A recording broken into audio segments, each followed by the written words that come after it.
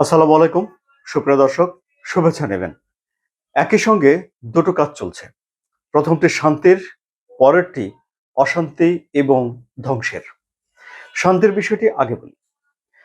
ইরানের কাছে যুক্তরাষ্ট্র একটা প্রস্তাব দিয়েছে এবং সেই প্রস্তাব ইরান পর্যালোচনা করে দেখছে।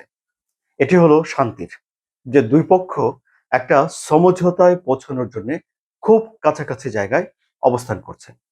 আর দ্বিতীয় যে অশান্তির, সেটি হলো তাদের ভেতরে যে ভঙ্গুর যুদ্ধবিরতির মেনে চলছিল দুই পক্ষ, সেটি এখন ঝুপ করে হঠাৎই ভেঙে পড়ার একটা উপক্রম হয়েছে।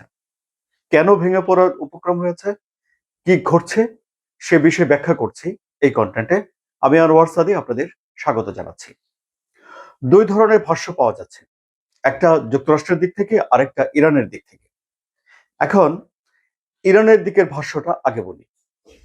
ইরান জানাচ্ছে যে তাদের একটা তেলবাহী ট্যাঙ্কার তাদের বন্দর ছেড়ে যাচ্ছিল হরমুজ প্রণালী পার হয়ে, সেখানে যুক্তরাষ্ট্র হামলা করেছে। অর্থাৎ যুক্তরাষ্ট্র যে নৌ অবরোধ দিয়ে রেখেছে, সেটি তারা পুরোপুরি বাস্তবায়ন করতে চায়। সেখান থেকে তারা এক চুলও নড়ে আসেনি, তাই এই ঘটনায় প্রমাণ হয়। এখন এই যে নৌ অবরোধ দিয়েছে যুক্তরাষ্ট্র, এর উদ্দেশ্য হলো ইরানের ভেতরে যেন কোনো জাহাজ যেতে না পারে, ইরানের বন্দর থেকে যেন কোনো জাহাজ বাইরে যেতে না পারে। অর্থাৎ এই যুদ্ধটা শেষ করে ইরানকে পদাবনত করতে, অর্থাৎ ইরানের ভাষায় আত্মসমর্পণে বাধ্য করতে এই নৌ অবরোধ মার্কিন প্রেসিডেন্ট ডোনাল্ড ট্রাম্প দিয়েছে।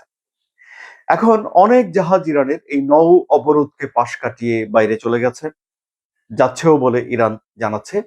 কিন্তু এখন এই যে ইরানের একটা জাহাজকে যুক্তরাষ্ট্র আক্রমণ করলো, এর জবাব দিতে গিয়ে ইরান যুক্তরাষ্ট্রের 3টি জাহাজে আক্রমণ করেছে বলে ইরানের তরফ থেকে জানানো হয়েছে। এবং এরপর যুক্তরাষ্ট্রের ভাষ্যটা এবার আমরা বলি। যুক্তরাষ্ট্র তেলের ট্যাঙ্কারে যে আক্রমণ করার বিষয়টিকে সামনে নিয়ে আসেনি। যুক্তরাষ্ট্র বলছে যে ইরান তাদের 3টি জাহাজে আক্রমণ করতে চেয়েছে, যুক্তরাষ্ট্র সেগুলো সফলভাবে প্রতিহত করেছে এবং ইরানের সামরিক স্থাপনায় হামলা চালিয়েছে। ইরানের ভেতরে কি হয়েছে, ইরানের একটা দ্বীপ আছে কাশেম দ্বীপ, যেখানে 1.5 লাখের মতো মানুষ বসবাস করে এবং সেখানে একটা পানি শোধনাগার রয়েছে। পানি শোধনাগার মানে হলো পানি থেকে লবণকে আলাদা করার একটা কারখানা। সমুদ্রের পানিকে সেখানে নিয়ে যাওয়া হয় এবং বিশেষভাবে সেই পানি থেকে লবণ দূর করে এটাকে সুপেয় খাওয়ার পানিতে রূপান্তর করা হয়। এবং ইরানের এরকম একটা পানি শোধনাগার রয়েছে সেই কাশেম দ্বীপে। সেই দ্বীপে গোলাগুলি শব্দ পাওয়া গেছে। ইরান বলছে যে শত্রুদের সঙ্গে তাদের গোলাগুলি হয়েছে এবং ইরানের বেশ কয়েকটি শহরেও বিস্ফোরণের শব্দ শোনা গেছে, কোলাহলের শব্দ শোনা গেছে বলে জানা গেছে। তাহলে এই সব ঘটনাগুলোকে যদি বিচার বিবেচনা করা যায়, তাহলে দেখা যাচ্ছে যে এগুলো আসলে যুদ্ধ বিরতিকে ভেঙে ফেলতে পারে বলে এক ধরনের আশঙ্কা রয়েছে। কিন্তু যুক্তরাষ্ট্র বলছে যে না, বড় ধরনের আশঙ্কা নেই, কারণ এগুলো সামান্য টোকা মাত্র। মানে যুক্তরাষ্ট্রের ভাষায়, ডোনাল্ড ট্রাম্পের ভাষায়, যে এগুলো সামান্য টোকা দেওয়া হয়েছে। তাহলে এখন দেখা যাচ্ছে যে বিরোধের মূল কেন্দ্র হয়ে দাঁড়িয়েছে হরমুজ প্রণালী। এই হরমুজ প্রণালীর দখল ইরান নিজের কাছে রাখতে মরিয়া। ইরান এরই মধ্যে নিয়ন্ত্রণে নিয়েছে এবং যুক্তরাষ্ট্র আবারও তার দখল পুনরুদ্ধার করতে চায়। কারণ যুক্তরাষ্ট্র হরমুজ প্রণালীতে নিরাপত্তা বিধান করত 1974 সালে সৌদি আরবের সঙ্গে যে চুক্তি হয়েছিল, সেই চুক্তির আলোকে মধ্যপ্রাচ্য থেকে তেল সরবরাহের যে রুটগুলো রয়েছে সেগুলোর নিরাপত্তা যুক্তরাষ্ট্র দিয়েছে এবং পেট্রো ডলার এর আধিপত্য তখন থেকে শুরু হয়েছিল।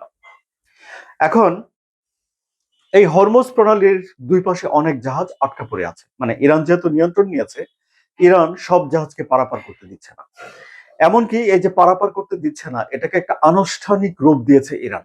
সরকারিভাবে তারা একটা সংস্থা তৈরি করেছে, যে সংস্থার কাজ হলো জাহাজগুলোকে অনুমোদন দেয়া এবং কোন কোন জাহাজ হরমুজ প্রণালী পার করতে পারবে কি পারবে না সেটাকে নিয়ন্ত্রণ করা। এবং এই কাজ করার জন্য, মানে সহজে করার জন্য, ইরান ফর্ম ছেপেছে ওই সংস্থার নামে এবং সেই সংস্থার ফর্মগুলো জাহাজগুলোকে দেওয়া হয়। জাহাজগুলো একটা ফি সহ ফর্ম ফিল আপ করে ইরানকে জমা দেয়। তারপর ইরান অনুমোদন দেয়, আইআরজিসির তত্ত্বাবধানে জাহাজগুলো হরমুজ প্রণালী পার হয়। তাহলে হরমুজ প্রণালীর উপরে এই পরিমাণ নিয়ন্ত্রণ ইরান আরোপ করেছে, যুক্তরাষ্ট্র এই নিয়ন্ত্রণ নিয়ে নিতে চায়। আন্তর্জাতিক আইন বিশেষজ্ঞরা বলছেন যে এই যে হরমুজ প্রণালীর নিয়ন্ত্রণ ইরান নিয়ে নিয়েছে, এটি আন্তর্জাতিক আইনের লঙ্ঘন।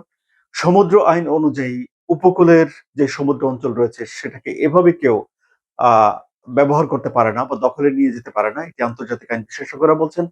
ইরান বলছে যে এটি তাদের অধিকার রয়েছে এই হরমুজ প্রণালীকে নিজেদের দখলে রাখার জন্য। ইরান বরং পাল্টা প্রশ্ন তুলেছে যে বিশ্বের সব দেশ যদি নিরাপদে নির্বিঘ্নে তেল বিক্রি করতে পারে, তাহলে বিশ্বের 5টি সর্বোচ্চ তেল উৎপাদনকারী দেশের একটি হয়েও ইরান কেন, এত মজুদ থাকার পরেও ইরান কেন স্বাধীনভাবে নিজের তেল বিক্রি করতে পারবে না?